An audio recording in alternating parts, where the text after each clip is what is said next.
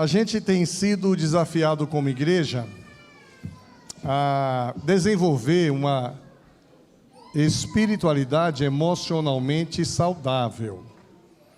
E a ideia é que a gente consiga fazer uma reflexão como anda a nossa vida espiritual.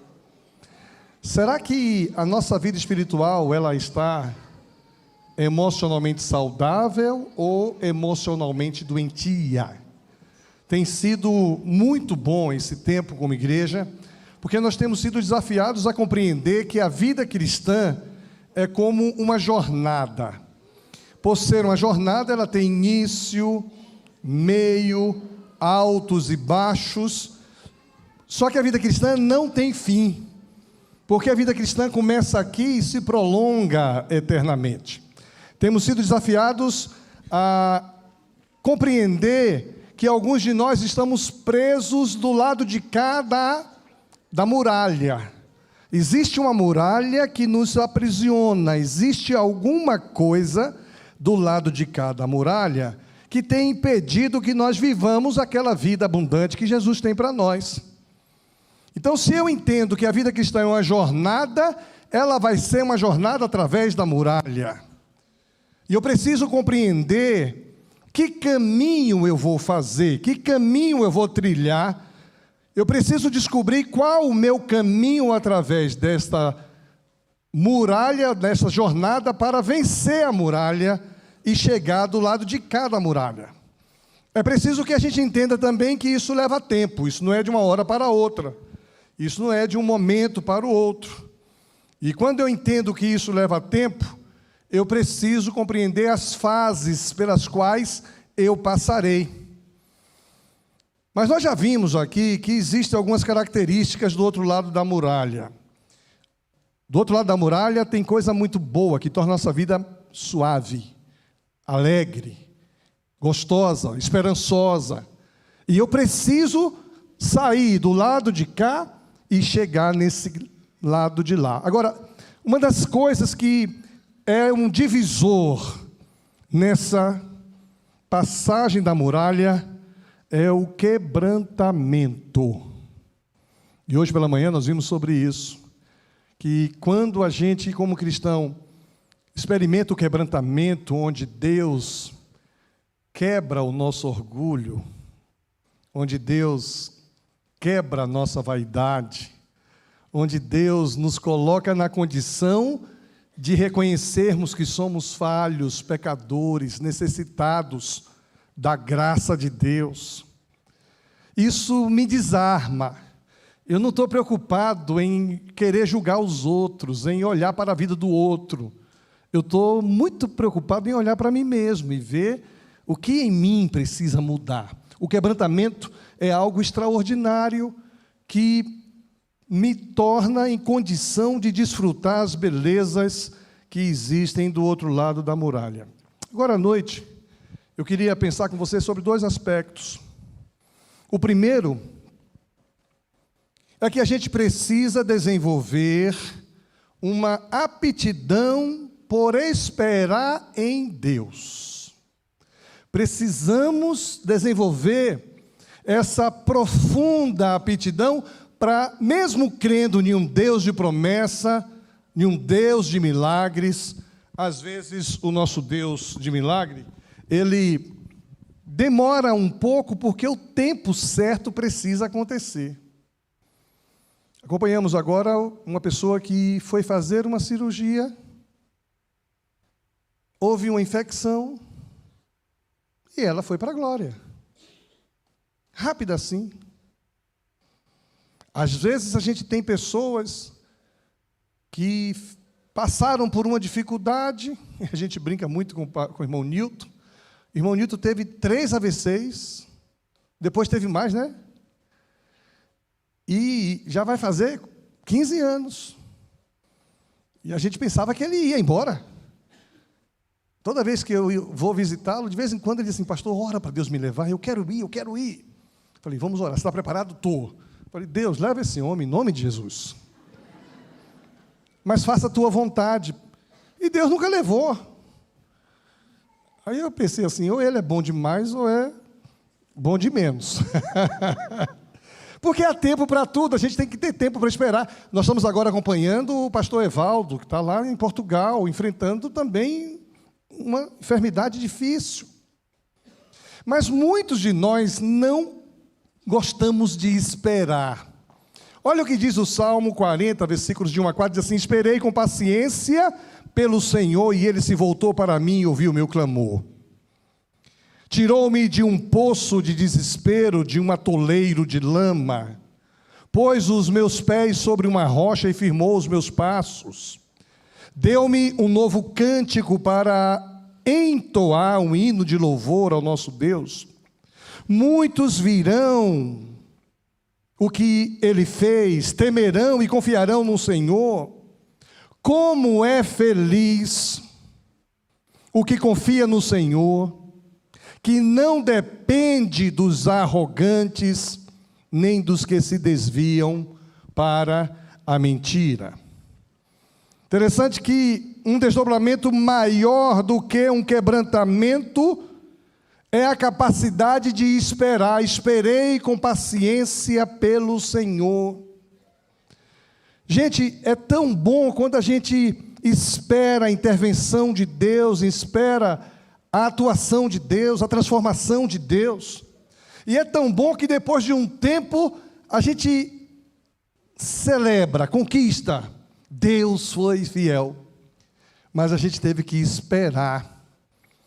Passar pela muralha vai gerar em nós esse desejo de saber que Deus está cuidando de mim, Deus está trabalhando em mim. E algumas coisas que demoram de acontecer, às vezes tem tudo a ver com o que Deus está fazendo conosco.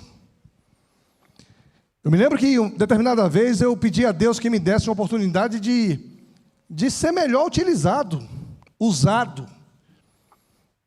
E eu fiquei angustiado com isso, comecei a pedir a Deus que me usasse mais. Eu sabia que eu tinha todos os potenciais de ser usado por Deus. E eu me lembro que de uma conversa de um ambiente, alguém disse assim: o que se Deus te desse isso agora, o que é que você ia fazer? Eu disse: não sei. Se você não está preparado para Deus te dar o que você quer, você precisa de preparo. Então, quando a gente olha para a muralha, nós não sabemos o que está ali por trás, a gente começa a vislumbrar coisas boas por trás, mas Deus está trabalhando em nós. Por exemplo, Abraão aprendeu a esperar nessa muralha por 75 anos. Com 75 anos de idade, foi dito a ele que ele seria pai de uma grande nação.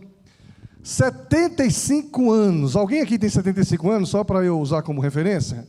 Ninguém? Ninguém. Olha aí. Alguém tem mais de 75 anos aqui? Levanta a mão. Pronto. Vou usar você aqui como referência. Imagine Maria, você agora com mais de 75 anos, Deus diz assim: Maria, você vai ser mãe de uma grande nação.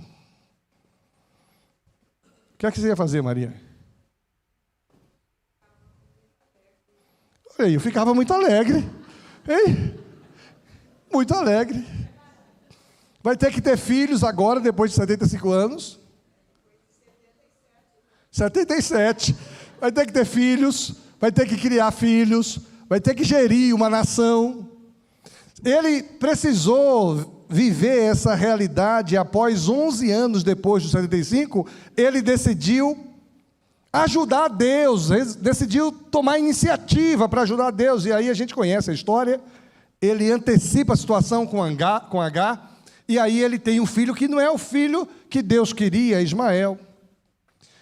Deus o forçou a esperar outros 14 anos antes de lhe prometer e de dar o nascimento do seu filho verdadeiro. Aí ele passa por uma humilhação pública, particular, ele sofre situações de constrangimento. Tudo isso Deus trabalhando no coração de Abraão para cumprir uma promessa, e com quase 100 anos ele então vai ser a pessoa que contempla a realidade depois da muralha. Moisés aprendeu a esperar em sua muralha. Após assassinar um homem, fracassou num projeto de libertação dos israelitas. Ele passa 40 anos fugitivo, aprendendo a esperar em Deus. E lá no deserto, Deus transforma Moisés no mais humilde dos homens. A Bíblia diz, em Números 12, 3, que ele era um homem humilde. Mais humilde homem da face da terra. Davi aprendeu a esperar em sua muralha. Após a impressionante vitória sobre Golias, Davi, inocente, foi forçado a fugir do exército do rei Saul. E ele então passa um tempo no deserto, fugindo. E Deus vai transformando Davi em um homem segundo o coração. Ana aprendeu a esperar na muralha, depois de anos sem poder ter filhos, sofrendo zombaria. Ela experimenta a bênção de dar à luz ao pequeno Samuel, que se transforma em um gigante. Jesus, Filho de Deus, aprendeu a esperar no anonimato, no silêncio, tanto como filho de um carpinteiro humilde, quanto no deserto, resistindo à tentação do diabo. Jesus espera e experimenta a realidade depois da muralha, quando ele vence a morte e ele então sobe ao céu. O que eu quero dizer é que eu e você precisamos aprender a esperar. Podemos confiar em Deus para fazer aquilo que Ele almeja fazer, mas Ele está trabalhando. Abre caminhos no deserto, Deus está trabalhando, está fazendo. Quando eu venho para o lado de cada muralha, eu começo a ter esperança, a vislumbrar o que Deus tem de bom para mim, mas eu preciso experimentar isso em paciência, esperando no Senhor. Qual é a situação que você tem pedido a Deus ao longo desse tempo? É uma coisa boa, abençoadora, e você está esperando a intervenção de Deus. Que você possa dizer como salmista: esperei com paciência no Senhor, e Ele se inclinou para mim e ouviu o meu clamor. Do lado de cá, nós somos desafiados a desenvolver o desapego. Filipenses capítulo 4, versículo 12, diz assim, sei viver na necessidade e também na fartura.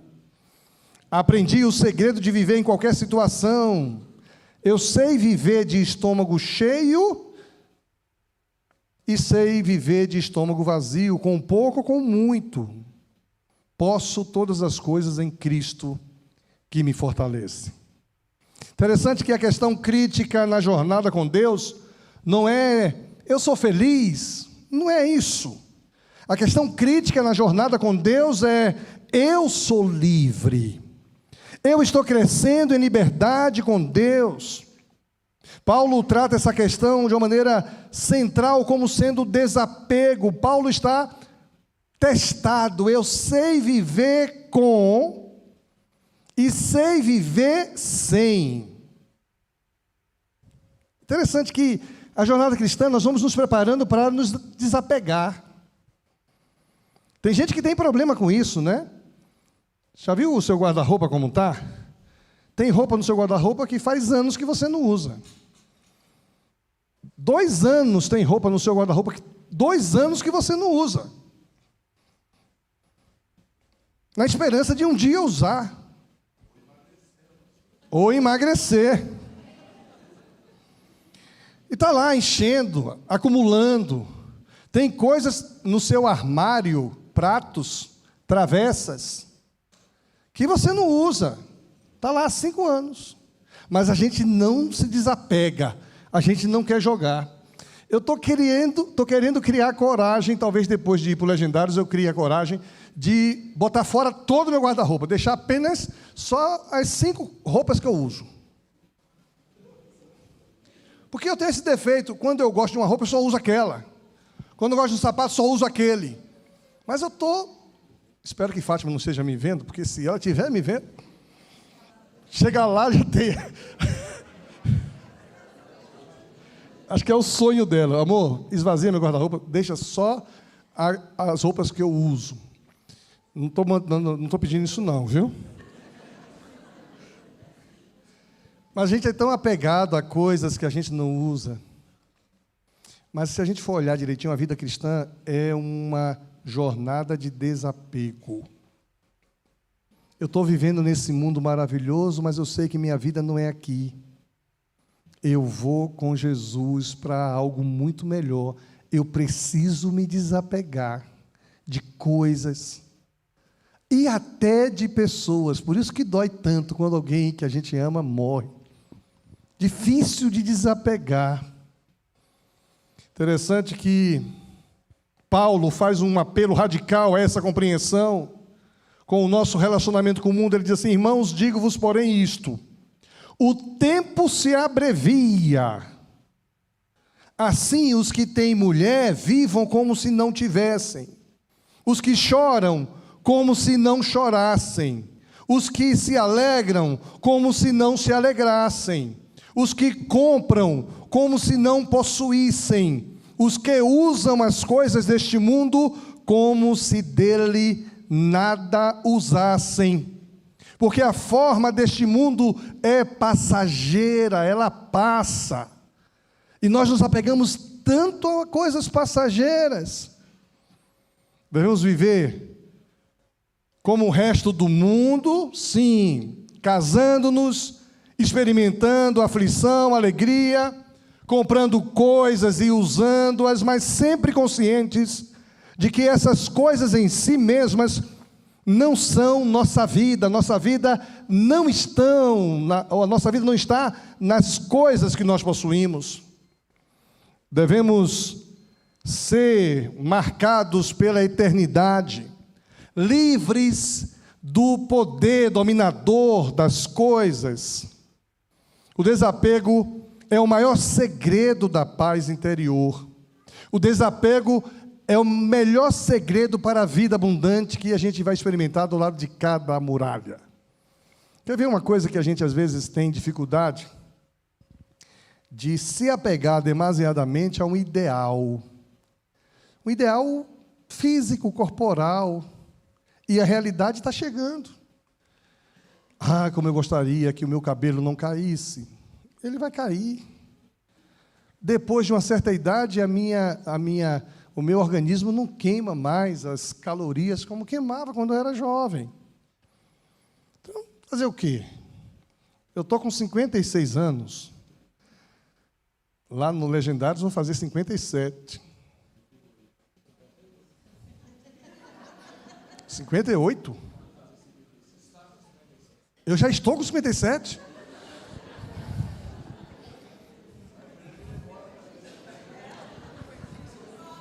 Do lado de cada muralha, eu sou feliz com 58 anos de idade.